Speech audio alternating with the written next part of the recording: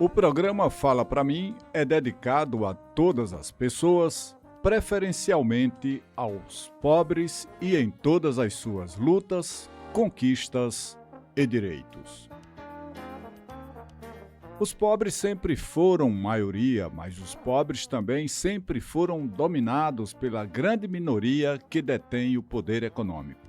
Mas essa realidade precisa e deve mudar. Para tanto, basta que você adote os seguintes princípios para nortear a sua vida em sociedade: o princípio da destinação universal dos bens, o princípio da solidariedade, o princípio da subsidiariedade, o princípio do bem comum e o princípio da dignidade da pessoa humana. Simples assim. Muito boa tarde, queridos irmãos e irmãs ouvintes da Rádio Cultura e seguidores do canal de YouTube DR Emerson Sergipe e do Instagram DR Emerson Sergipe. A partir de agora, vou falar para você o que, com certeza, você só ouve aqui no programa Fala Pra Mim: Educação, Saúde e Cidadania. Eu sou o Dr. Emerson e estarei com você até às 15 horas na apresentação de mais uma edição do programa Fala Pra Mim. Meus cumprimentos para toda a equipe do programa, o Felisney Souza, o Digenal Alves, o Dr. Antônio Joaquim, o Carlos Miguel, o Salvador e a Núzia Costa. Com certeza, todos estarão na audiência do programa Fala Pra Mim. Cumprimentamos também aos amigos da Rádio Cultura que fazem a sonoplastia do programa Fala Pra Mim. Sempre lembrando que o programa Fala Pra Mim é um oferecimento da Clínica Dermoestética. Com uma trajetória de 30 anos, a Clínica Dermoestética é referência em Aracaju e região quando o assunto é cuidado com a pele e bem-estar. Sob a direção do Dr. Emerson, a clínica oferece uma gama completa de serviços que vão desde a dermatologia clínica até procedimentos estéticos avançados, tratamento dermatológico, cirurgias dermatológicas, acompanhamento nutricional, cirurgia plástica e muito mais. Estamos situados na Avenida Engenheiro Hernan Centurion, 540 Jardim, com os telefones 999457211 ou 32137560. Dermoestética, sempre acompanhando os avanços da dermatologia.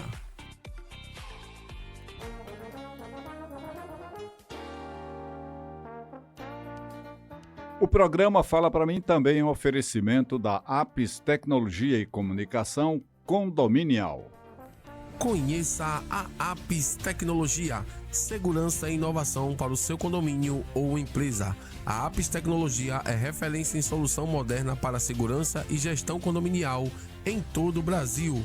Uma empresa genuinamente sergipana com diversos serviços: portaria remota, monitoramento completo à distância, portaria smart, a evolução de uma portaria com sistema automatizado inteligente, controle de acesso, entrada e saída de moradores, visitantes e veículos com muito mais controle e interfone virtual. Com a Apis, a comunicação entre moradores, visitantes e a portaria acontece direto pelo celular.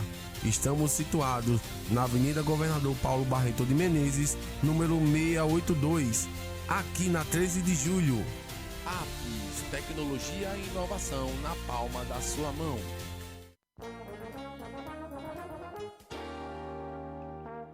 O programa Fala Pra Mim também tem o apoio cultural do Conselho Nacional do Laicato do Brasil na Arquidiocese de Aracaju. No programa de hoje teremos o nosso editorial, vamos conversar sobre o novo humanismo, ou seja, que será o tema de todo o nosso programa hoje. Vamos dedicar o programa de hoje, aqui da Semana Santa, deste sábado, conversando sobre o novo humanismo. Essa será também a nossa dica de educação, saúde e cidadania.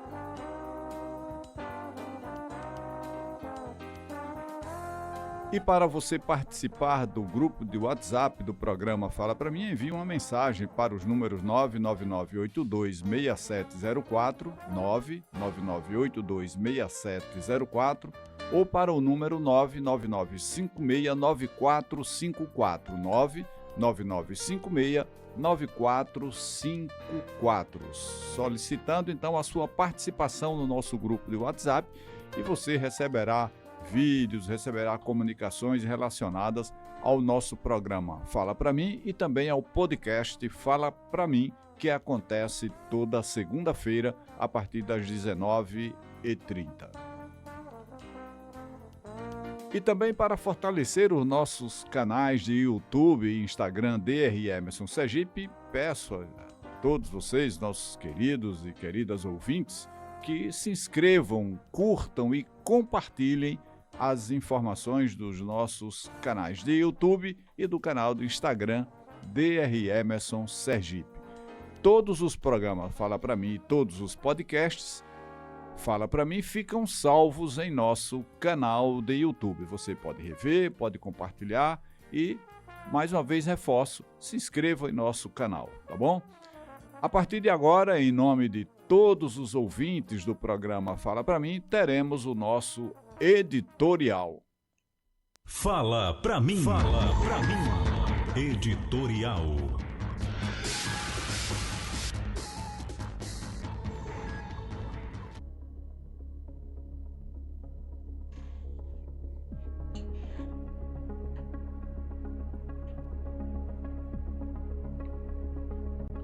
Meus amigos e minhas amigas.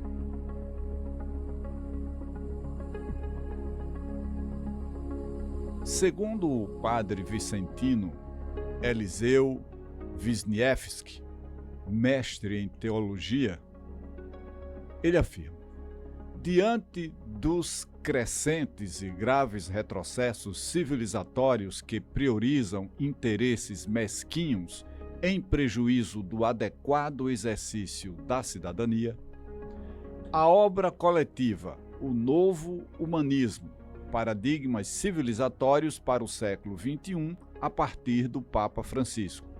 Obra esta composta de reflexões qualificadas, tem o mérito de apresentar e fazer conhecer os pressupostos de um novo humanismo apontado pelo Papa Francisco e como eles se expressam insurgindo contra anti-humanismos e pós-humanismos, porque, em alguma medida, sob tais perspectivas, acaba sendo excluído o próprio ser humano. A obra O Novo Humanismo, Paradigmas Civilizatórios para o século XXI, a partir do Papa Francisco, organizado por Dom Joaquim Giovanni Mol Guimarães, Claudemir Francisco Alves, Robson Sávio Reis Souza, Adriana Maria Brandão Penzin e publicada pela Paulus, faz parte dos cadernos temáticos do Núcleo de Estudos Sociopolíticos, o NESP, da PUC Minas e da Arquidiocese de Belo Horizonte. É um livro que eu recomendo para todas as pessoas de boa vontade. É uma leitura obrigatória na defesa da dignidade de todo ser humano. Os autores e autoras dos capítulos que compõem esta obra trazem provocações sobre as mudanças civilizatórias em curso e, tendo-se em conta a avalanche de retrocessos civilizatórios, defendem a urgência de um novo humanismo que lance fundações sólidas para o século XXI. Na quarta parte do livro, que trata dos desafios atuais para um novo humanismo em ação, se lida com algumas das questões mais prementes do mundo contemporâneo, como a destruição ambiental, a crise migratória e, mais ainda, a dissolução dos liames políticos entre os cidadãos, tendo sido estes substituídos pela ideia de indivíduos, mediante a redução da alteridade à presunção de uma verdade única que exclui a diferença.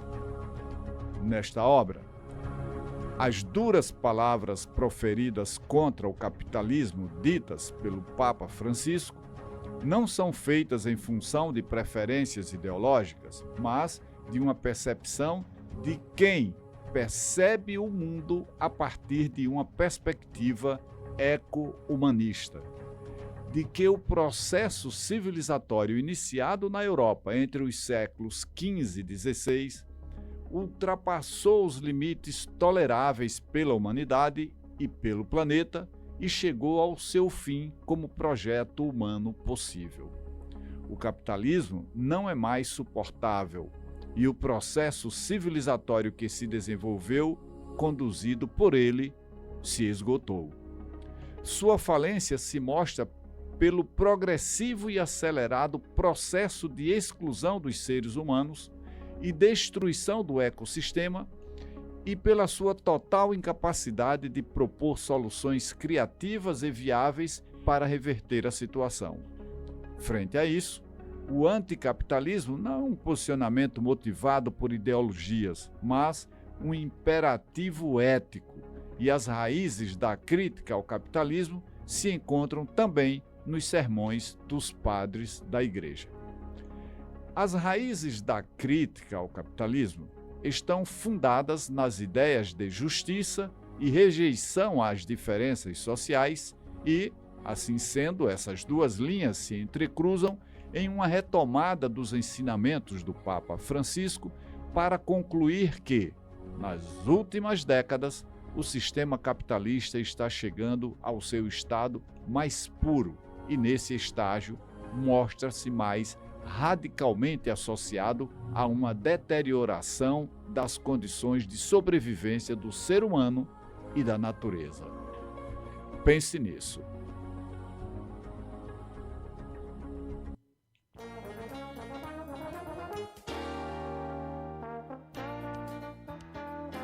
E a partir de agora, em nome dos amigos Batista, lá no Siqueira Campos, do Jorge, lá no Santa Lúcia, do Carlos Alberto e da sua esposa, lá no Orlando Dantas, do Miguel, lá no bairro Cidade Nova, do Edson Leal e da sua mãe, Dona Luzia, lá no 18 do Forte. Também em nome da Dona Marlene, no Grajeru, e da sua irmã Vitória, lá em Maceió.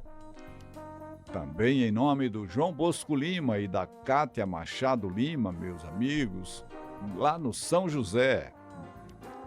Em nome também do Márcio Giovanni, no Ponto Novo, da Valdileide Feitosa e seus filhos. Também em nome do Écio, aposentado do Banco do Brasil, da Jocilene e da Lúcia, da minha comadre, da minha amiga Dona Maria, lá no bairro Industrial. E quero também cumprimentar ao seu Pedro da Paixão, lá no bairro Santos Dumont. Ele que é ouvinte do programa Fala Pra Mim e é irmão da Dona Maria, saudosa, e também esposa do saudoso amigo João Cipó, por quem eu tenho muito apreço, consideração, aqueles amigos que a gente guarda no nosso peito e nas nossas lembranças para a vida toda.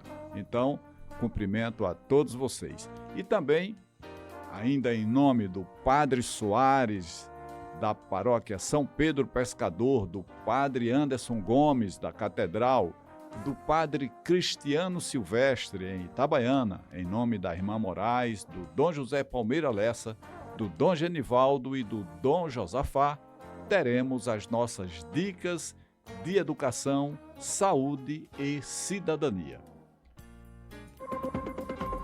Fala pra mim, dicas de saúde. Hoje nós vamos fazer uma apresentação diferente aqui no programa. Nós vamos juntar, as nossas dicas de saúde com a nossa dica de educação e cidadania. Porque vamos discutir aqui, conforme havia falado lá no editorial, nós estamos aqui com o livro O Novo Humanismo, um livro que recomendo como leitura para as pessoas. Ele é um livro que a pessoa adquire na Paulus e foi organizada por essa obra aqui foi organizada por Dom Joaquim Giovanni Mol Guimarães, por Robson Sálvio Reis Souza, pelo Claudemir Francisco Alves e por Adriana e Maria Brandão Penzin.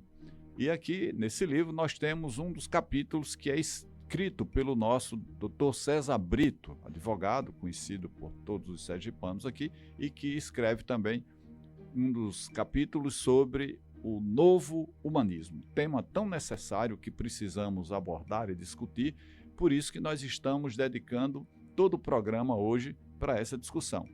E vamos estar mostrando também que, em função das condições de vida, né, desemprego, né, faz com que afete a saúde das pessoas, seja diretamente por falta de uma renda, de um recurso, de uma alimentação de qualidade, adoece, e também a saúde mental, né, que há uma preocupação nesse sentido, e nós temos hoje que considerar, na nossa discussão de saúde, sempre a questão da saúde mental. Então, por isso, e como consequência de desemprego, de violência social, né, da violência estruturante que nós temos aqui, a violência contra a mulher, a questão racial, então, tudo isso, toda essa violência vai comprometendo e afetando a qualidade de vida das pessoas, para além da dignidade das pessoas, que também é afetada. Então, por isso que nós vamos juntar aqui nessa discussão para conversarmos sobre a dica de educação, saúde e cidadania. Então, fazendo essa observação com relação à inclusão da saúde nessa discussão, nós queremos trazer aqui, como já disse, a referência do livro O Novo Humanismo, né? Que já destacamos aqui em nosso editorial, Desafios atuais para um novo humanismo em ação. Se lida com algumas das questões mais prementes do mundo contemporâneo. Então, nós vamos estar aqui conversando sobre a destruição ambiental, a crise migratória e, mais ainda, a dissolução dos liames políticos entre os cidadãos, tendo sido estes substituídos pela ideia de indivíduos, mediante a redução da alteridade à presunção de uma verdade única que exclui a diferença. Então, esses são os pilares da nossa discussão. Então, nós temos aqui uma questão da agressão ao meio ambiente, né? Então, fundamental, né, que desde o século passado, o mundo vem progressivamente mudando e compreendendo melhor essa relação do homem com a natureza. E vinculamos tudo isso ao processo, ao modo de produção capitalista, porque há uma prioridade da acumulação do capital sobre os cuidados com a natureza e um modo de produção que polui, que usa combustíveis fósseis e que a própria indústria, já estruturada nesse modo de produção e com essa estrutura montada, reage para que a gente, por exemplo, vá buscar novas alternativas de fontes energéticas limpas, não poluidoras, e isso está nessa pauta de agressão ao meio ambiente que nós pudemos aqui fazer essa discussão. Um outro aspecto, a questão da migração. Olha, o mundo, né, nesse último século, ele tem se tornado um mundo cada vez menor pela facilidade da comunicação. Tanto a velocidade nos deslocamentos, como a facilidade e o avanço tecnológico que propicia, né? Hoje, nós, através do celular, nós aqui sabemos o que está acontecendo no mundo, né? Então, a velocidade é muito grande e isso é decorrente do avanço tecnológico. Isso é uma coisa boa, trazida pelo avanço tecnológico, dentre outras coisas boas que o avanço tecnológico trouxe. Mas nós temos também problemas advindos de tudo isso, e mais uma vez vinculando com essa globalização e esse modo de produção vigente que se baseia na acumulação do capital. Então, basicamente, nós temos aqui a discutir nesse processo civilizatório é o direito de ter versus o direito de ser. E qual é o direito que está posto, né, nessa relação? O que hipertrofia, o que predomina é o direito de ter ou é o direito de ser? Nós já conversamos aqui recentemente, no programa Fala Para Mim, do processo de evolução social, política e econômica do Brasil. Mas se formos ampliar isso e formos discutir a história, o processo civilizatório na humanidade, nós vamos verificar que sempre, né, os avanços que aconteceram, se a gente tem lá na mudança do regime feudal, que era centrado principalmente na produção agrícola, para a Revolução Industrial, para o capitalismo, lá pelo século XVIII, o que é que nós temos de marcante aí de avanço tecnológico? O desenvolvimento da máquina a vapor, que propiciou o surgimento das fábricas, né, com as suas máquinas, e, por exemplo, a utilização também da máquina a vapor é outro exemplo, no caso aqui, que trouxe na evolução do transporte, o transporte ferroviário, graças à utilização desse invento. Agora, quem inventa? Quem se apropria desse invento? Para quem é destinado tudo que é obtido do ponto de vista material em relação a esse invento, né? Então, o que nós vemos na história da humanidade, né, quando o homem desenvolve a questão da pólvora, quando o homem desenvolve armas, há uma vinculação muito grande com o poder. Então, o direito de ter se associa ao direito do poder. Então, nós vamos encontrar em reis, né? Nós vamos encontrar a história da humanidade, e é uma parcela significativa da população lá na Idade Antiga, quando essa população era aprisionada numa relação de guerra, essas pessoas se transformavam escravos, né? Então, nós vamos tendo essa relação, o direito de ter, que ele vai se expandindo, o direito de ter as coisas, né, a relação material, e de ter também as pessoas, e progressivamente isso vai avançando, e ter o direito sobre a relação com a natureza. Então as pessoas eram donas da terra, eram donas de pessoas, e sendo donas de pessoas, elas escravizavam outras pessoas, escravizavam muitas pessoas. E claro que vai surgindo ao longo desse processo civilizatório uma reação a tudo isso. Uma reação a tudo isso. As pessoas não aceitam essa relação escravocrata e vai lutando.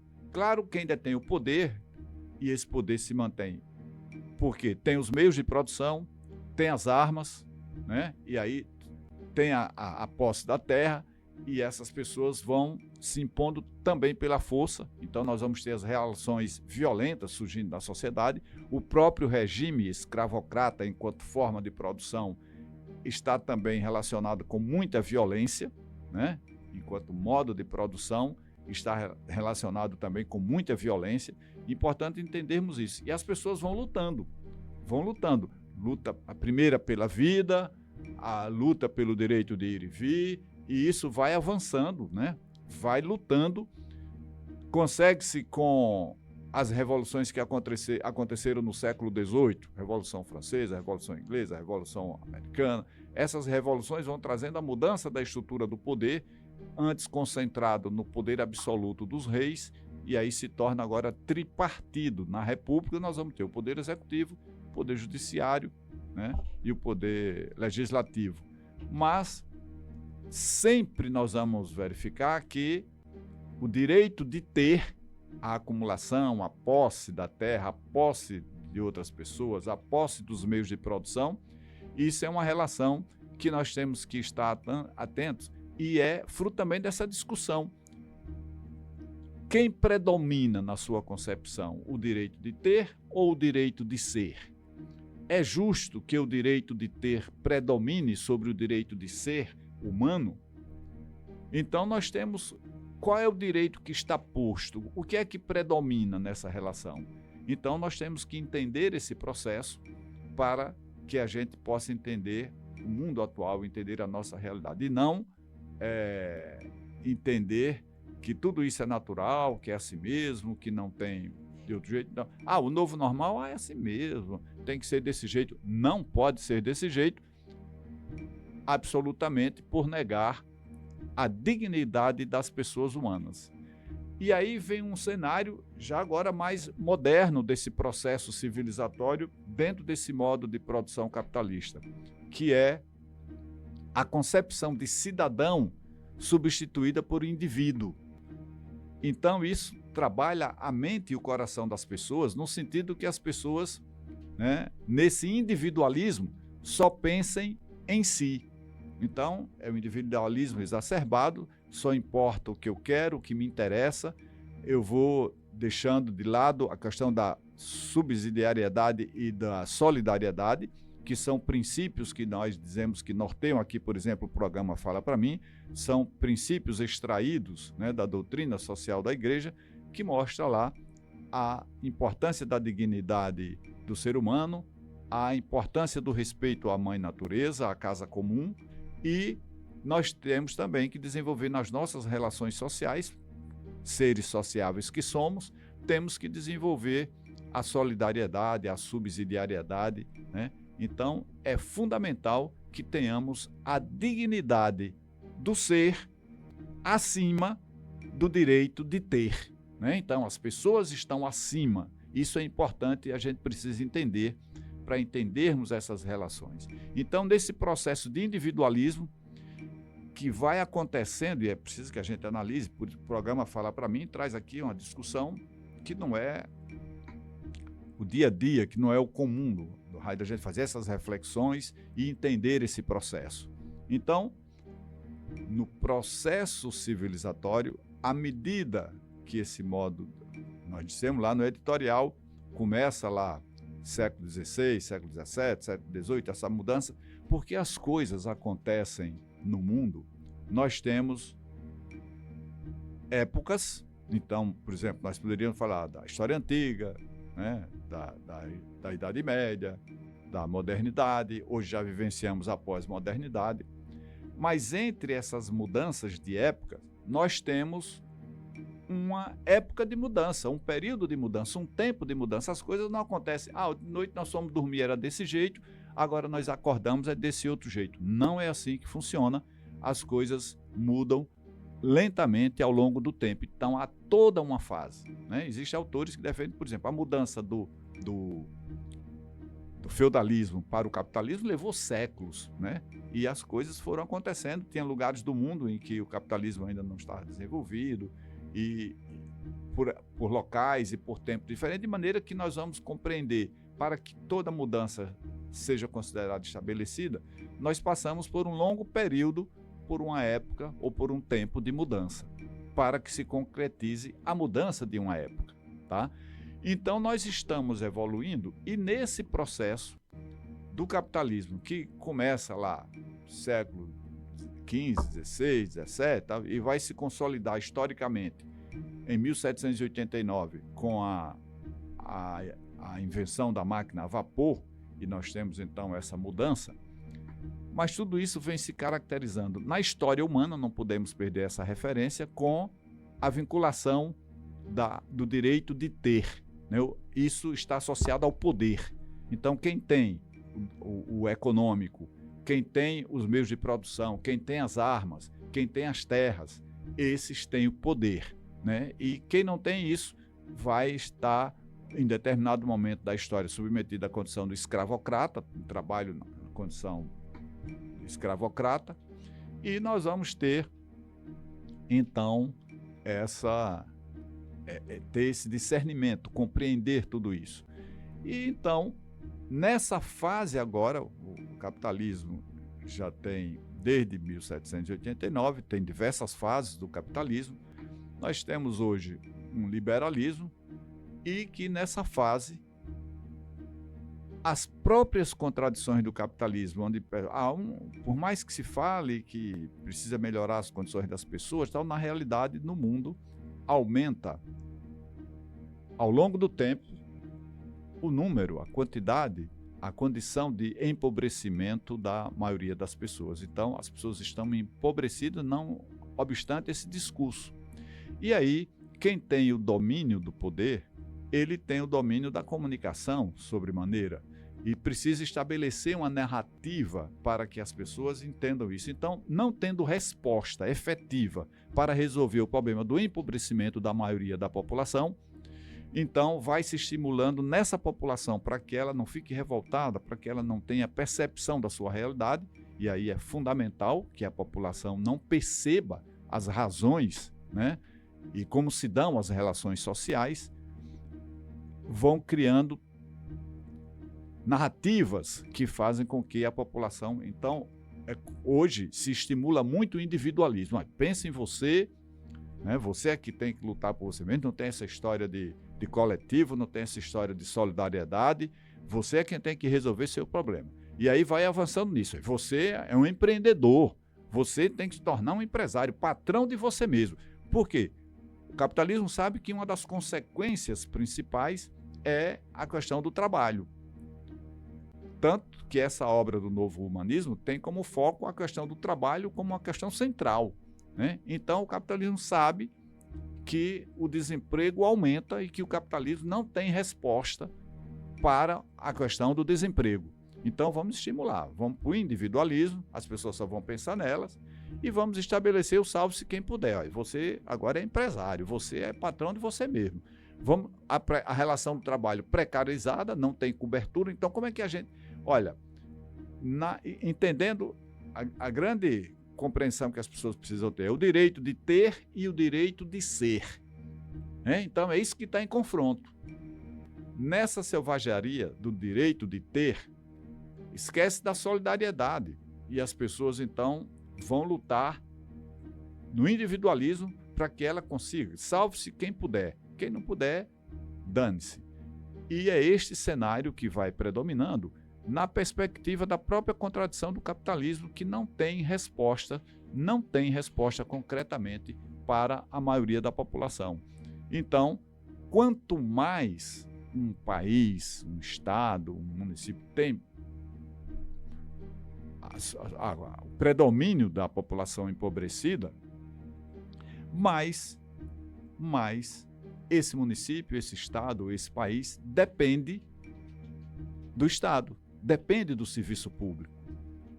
É fundamental que tenhamos políticas públicas. Quanto mais desenvolvido, quanto menos pessoas empobrecidas, menos dependência. Mas não é o caso aqui na América Latina, não é o caso de Sergipe, não é o caso de Aracaju. Então nós precisamos ter um olhar na perspectiva do bem comum, na perspectiva da solidariedade para a população empobrecida. E aí o que é que acontece? Nós temos aqui a maioria da população empobrecida sem perceber essa realidade. E o que é preocupante, além de estimular o individualismo, nós estamos, essa coisa vai piorando, aí vamos envolvendo aí a condição moral, a degeneração moral nessas relações sociais.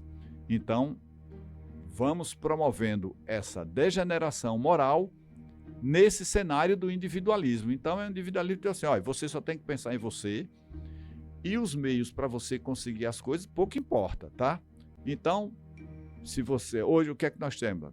O aumento da roubo, da violência, de tudo mais, e nós temos, na prática, como novo normal, né, a questão da representação política, que deveria estar promovendo o bem comum. A política no Brasil tem se tornado um meio de vida para muita gente desonesta. Ou seja, nesse cenário de degeneração moral, de individualismo, de egoísmo social, está havendo uma atração e os partidos estão progressivamente ficando entregues a pessoas com um comportamento ético altamente inadequado para o exercício daquela atividade. Então, há uma degeneração moral no exercício da atividade pública que usurpa, que retira da população a capacidade de ter nos políticos eleitos uma representação da sociedade, mas sim uma representação desse estado de corrupção, de usurpação de direitos, de negação de direitos da maioria da população. E o que é que vem acontecendo nesse cenário? E nós temos aqui alertado, é só verificarmos. Nós vamos, no próximo programa vamos conversar aqui sobre as fraudes financeiras que têm acontecido no Brasil, a questão da corrupção na política. Nós vamos conversar sobre tudo isso para que as pessoas entendam esse cenário. E como na classe política nós vamos tendo, é só verificarmos aí os indiciamentos, os processos, né, as pessoas que são condenadas, o quanto cresce, né, a questão da degeneração moral e o quanto cresce a criminalidade no exercício da atividade política. E aí, é lógico, a gente vai observando pelos próprios dados que estão acontecendo. Essas pessoas dizem, a gente está aqui fazendo isso e está fazendo a opção de coisa suja. Então, nós precisamos cooptar os órgãos de controle. Precisamos cooptar setores da Corregedoria, do Ministério Público, de Judiciário. Nós precisamos estar cooptando ali pessoas e essa cooptação, claro, como não se dá, ela não pode acontecer, não se consegue que ela aconteça envolvendo todas as pessoas desses setores, então vão espalhando esses tentáculos e vão cooptando aqui e acolá pessoas, e nós estamos vendo aí no noticiário todo dia, né? Tem uma pessoa do judiciário envolvida nisso, uma pessoa da polícia, uma pessoa que não deveria, né, estar envolvido com isso, mas é porque essa turma vai emitindo seus tentáculos. E nós temos aqui recentemente, como grande exemplo de tudo isso, está acontecendo no Brasil, e aqui o programa fala para mim, a gente tem que falar isso para não cair no esquecimento e na impunidade, que, né, geralmente é a regra, é o lugar comum dessa criminalidade aqui no Brasil. A questão do Banco Master, o quanto envolve de autoridades do judiciário, de políticos, de empresários, o quanto envolve, né, numa fraude absurda. Mas nós vamos vamos buscar na história, né? Nós temos o caso do Epstein, lá dos Estados Unidos, com envolvimento de pessoas, né, de autoridades e de tudo mais, no sentido de que cooptar essas pessoas. Porque cooptando aqueles que estão no exercício do poder, a impunidade vai ficar garantida, né? Essas pessoas. E outra coisa, como se deu aqui no Brasil, até a forma, por exemplo, chega um momento que o cara vai estar estruturando o seu problema aqui, da roubalheira, aí, não, eu vou precisar de mais aqui. Vamos buscar onde? Vamos buscar nos fundos de pensão. Mas para buscar no fundo de pensão, que é um dinheiro que o pessoal está lá para que sirva para a aposentadoria das pessoas, precisa do envolvimento dos governadores. Então, o cara começa a pegar, vai em cima dos governadores, e tem governadores no Brasil, existem suspeitas, indiciamento já de pessoas nesse sentido, que jogam os fundos de pensão dos servidores, que são prejudicados nesse processo todo aí, porque o fundo garantidor, ele não existe para o fundo de pensão, ele existe para um determinado até 250 mil para CDBs, mas não existe para o fundo de pensão, que lá os trabalhadores estão todos, né, com direito a isso para a sua aposentadoria. E esse dinheiro foi desviado, né? Tá aí, os processos estão acontecendo, mas isso já se mostra a nível da história. Por quê? Por conta dessa interface da criminalidade com as instituições públicas que deveriam estar na defesa da sociedade e da população. E aí, como é que a gente resolve tudo isso para que não dê impunidade? Para resolver tudo isso só tem um jeito. É a própria população ter essa compreensão. Nós não podemos entender que tudo isso é o novo normal. Nós temos, com muita dignidade, com muita firmeza, com muita indignação, dizer não a tudo isso. E como é que a gente diz não a tudo isso? A gente não vai ter possibilidade de fazer uma investigação, não tem a possibilidade de fazer um julgamento, de condenar essas pessoas. Não tem. Isso compete aos poderes que estão aí instituídos. Mas como é que nós podemos fazer isso? Está posto, a comunicação está aí, está muito claro. Como é que a gente, enquanto cidadão, sai de casa para dar um voto a um político que já foi noticiado aí? Corrupção, tinha que ir preso. Não sendo preso, a gente não tem esse poder de diretamente fazer isso com o político corrupto, né? A sociedade quanto mais a democracia for de baixo nível, mais essas pessoas vão ficar na impunidade. Quanto mais a democracia for de alto nível, essas pessoas poderão ser presas, punidas, tudo mais. Precisamos fazer modificações no legislativo para que essas leis se tornem mais severas. Ora, se tem uma opção política envolvida numa opção de coisa errada, que ele menos vai querer fazer leis que tornem mais severas a punição disso aí. Perceberam? E essas pessoas ficam dizendo que representam a gente, e não representam. Então, a população precisa entender isso, é quem pode mudar. Readquirir o respeito. Quando a gente fala aqui, readquirir o respeito e a dignidade das pessoas, a gente está falando em uma população que vai responder eficazmente a tudo isso. Como? Não votando em político corrupto. Como? Essas pessoas também, além disso, não irão, por exemplo, será que na família, na nossa família, nós temos alguém na assessoria ou trabalhando para um político que foi colocado lá e muitas vezes a pessoa nem vai trabalhar, a pessoa não tem competência para ocupar o cargo em que está, mas está ali porque foi conseguido pura e simplesmente por isso. Não, nós vamos votar, vamos trabalhar na campanha para você e você arruma um lugar lá para a gente. E isso vai inchando a máquina pública, tornando uma máquina improdutiva, que depois esses próprios mal políticos dizem, vamos privatizar porque não funciona, mas não funciona porque eles atuam dessa forma com relação ao serviço público. Por exemplo, muitos às vezes são empresários, nas empresas dele eles não preenchem os cargos dessa forma, mas no serviço público eles aceitam pelo viés político e as pessoas dizem, não, eu vou me beneficiar, é história do individualismo. Olha a gente fechando todo o circuito aqui. É o individualismo. Então eu quero para mim, se vai conseguir para mim, ele pode estar roubando lá o que for, mas eu estou aqui do lado dele. Enquanto a população agir assim, nós estamos onde nós poderíamos resolver, era na consciência das pessoas, nós não resolveremos e estamos perpetuando e agravando esses problemas. E os principais, os que mais roubam, os que estão na cabeça de tudo isso, são os principais beneficiados.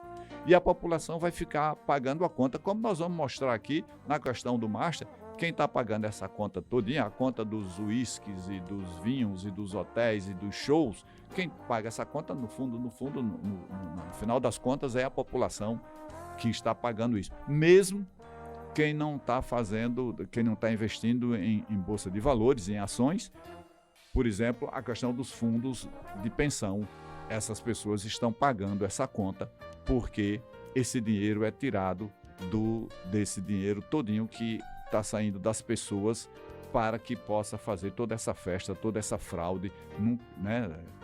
Cada vez a gente pensa que essa vai ser a maior, daqui a pouco surge outra maior ainda, e nós temos então que entender desse processo.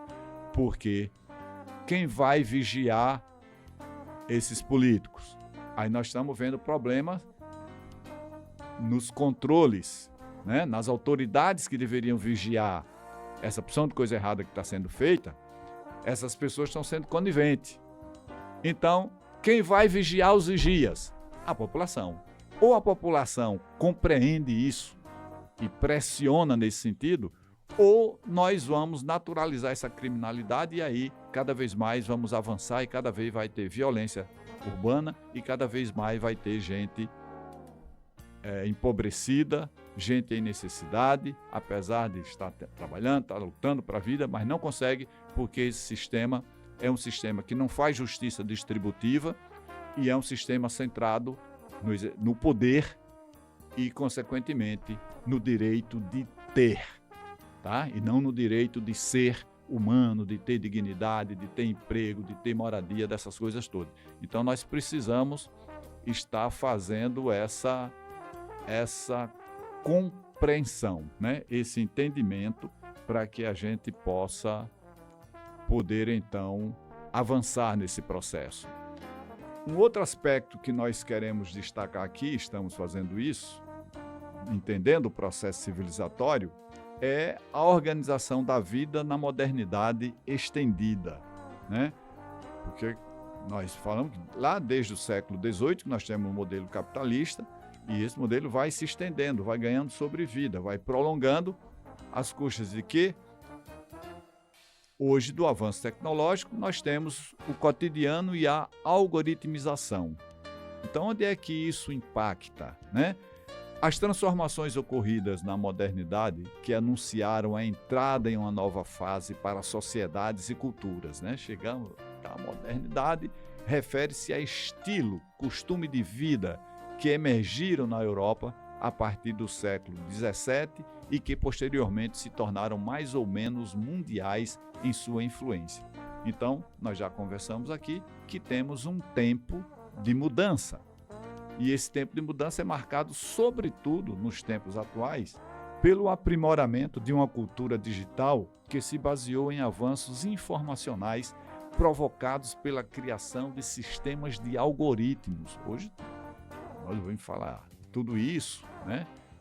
Cada vez mais complexos esses algoritmos que passaram a organizar as atividades cotidianas em diferentes setores da economia, do mercado de trabalho, do controle e fiscalização, da educação, do entretenimento e das mídias sociais.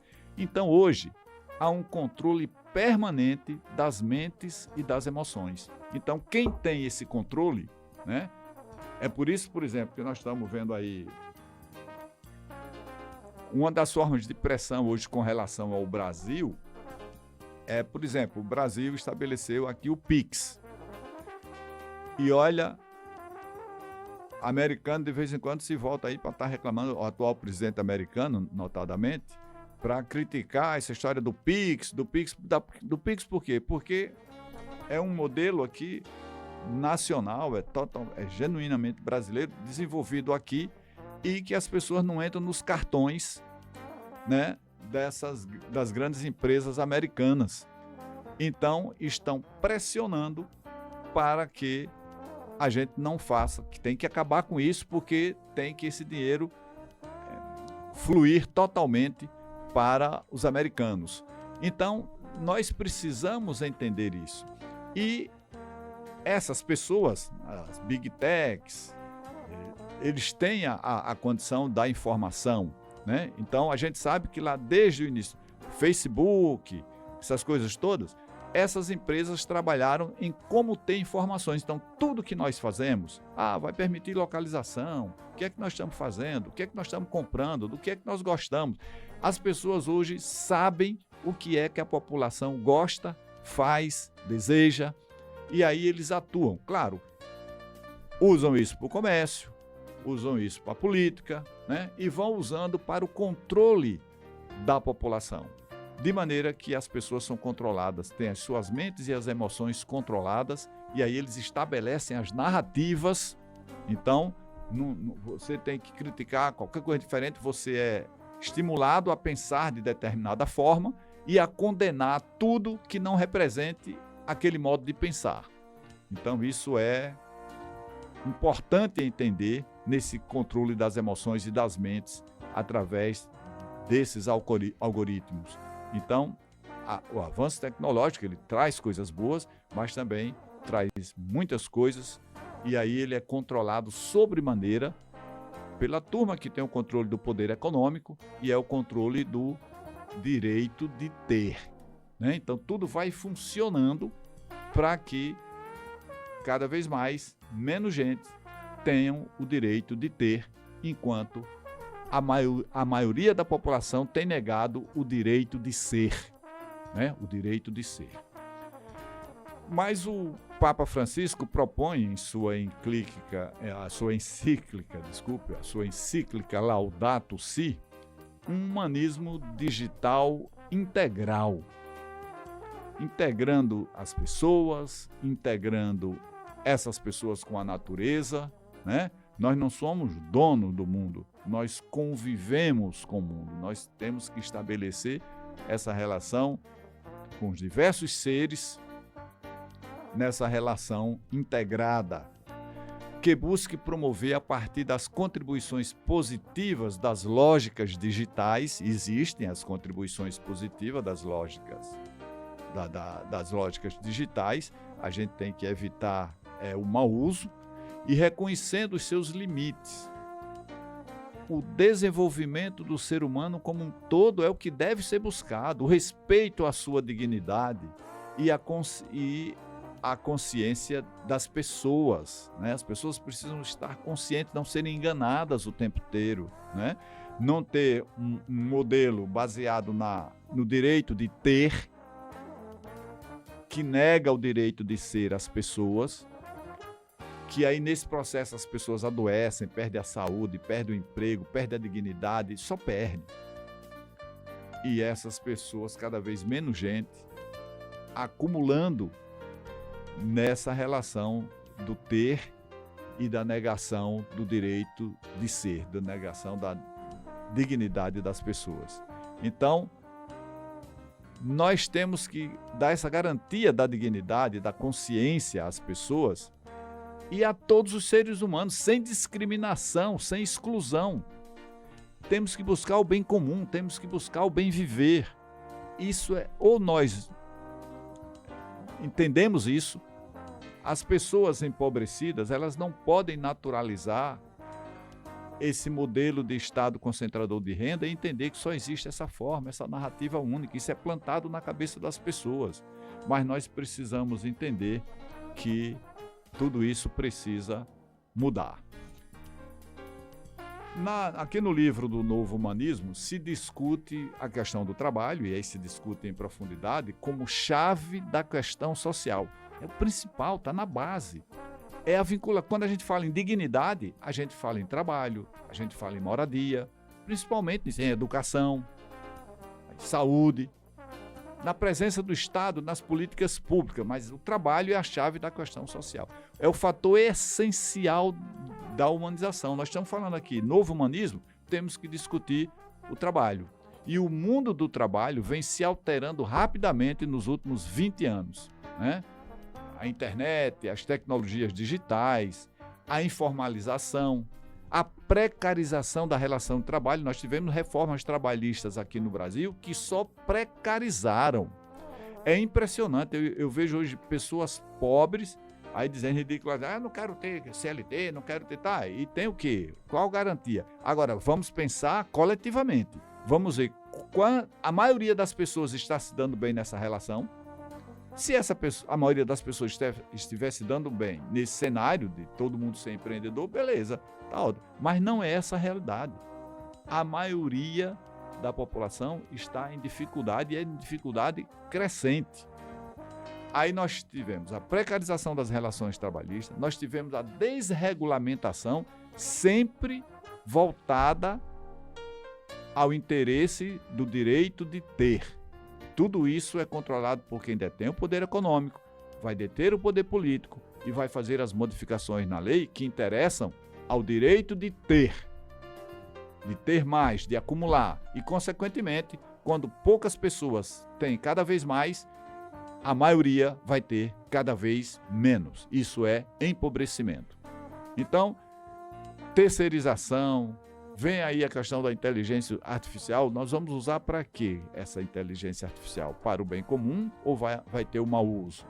A uberização, o desemprego estrutural. Olha, quando a gente fala desemprego estrutural, aqui está expressa a contradição do capitalismo. Ele não consegue resolver. É da própria natureza do capitalismo esse desemprego. Então, ou a gente discute, né, fortalecer a economia solidária, da agroecologia, pensar mais na dignidade das pessoas, termos políticas públicas mais comprometidas com essa realidade e não comprometidas com o acumular, o direito de ter. Nós temos que fazer justiça distributiva. E justiça distributiva se faz com o direito de ser. Esse é que tem que ser o direito que vigora, né? E é importante, mas quem vai conquistar isso? A população. O paradigma tecnocrático se impôs como nova forma cultural.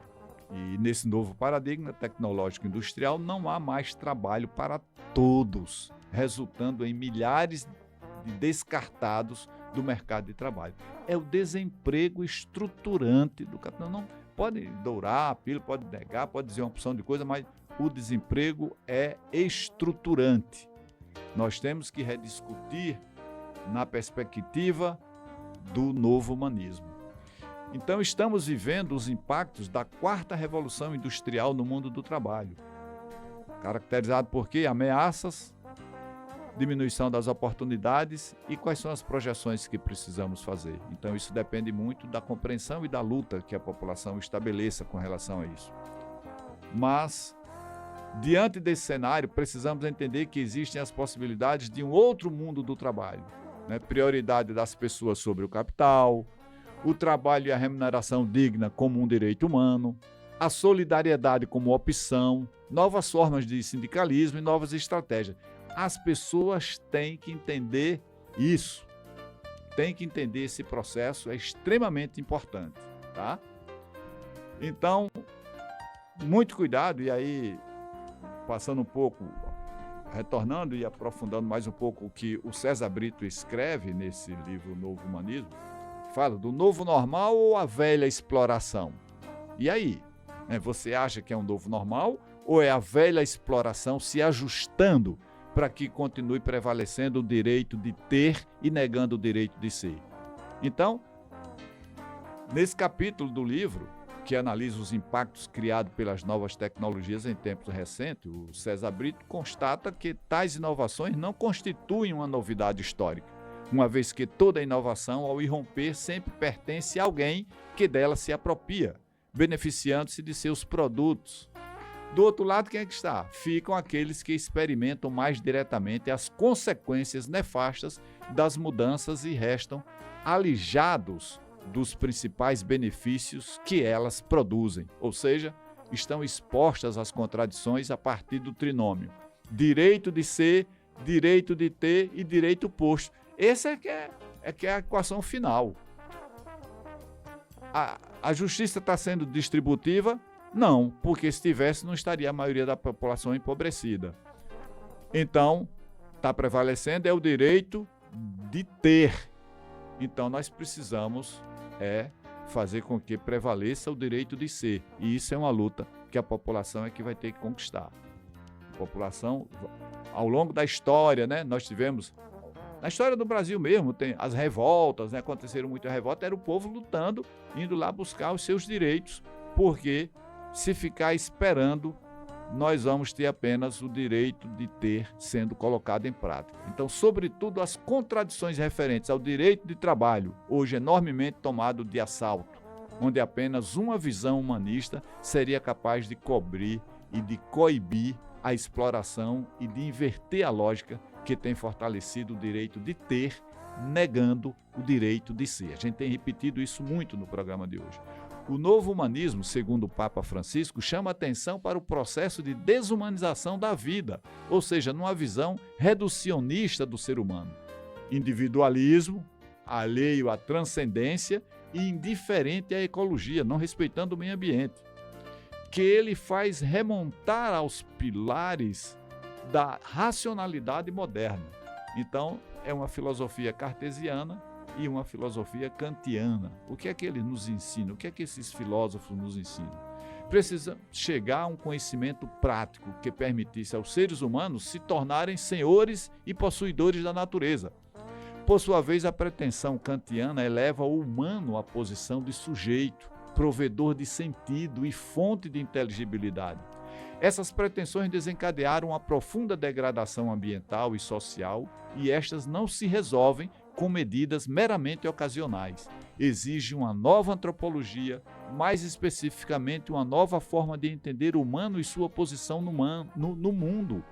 Uma antropologia alternativa, cujos princípios e fundamentação encontramos nos ensinamentos do Papa Francisco, né? Então, a quarta parte, composta de 5 reflexões, lá no livro Novo Humanismo, aprofunda esses assuntos.